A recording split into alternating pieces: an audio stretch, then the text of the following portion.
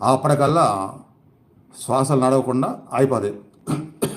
శ్వాసలు నడవకపోతే heart beat తగ్గిద్ది, lungs beat తగ్గిద్ది, ఆ తర్వాత blood circulation బాడీలో తిరగడం తగ్గిద్ది.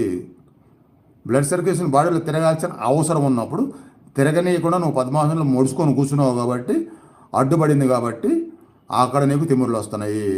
ఆ సర్క్యులేషను కొంత సమయం అంటే 1 గంట 2 గంటలు సర్క్యులేషన్ అవసరం లేనంత ఆగిపోతే శ్వాసలు అప్పుడు తిమ్ములు రావు.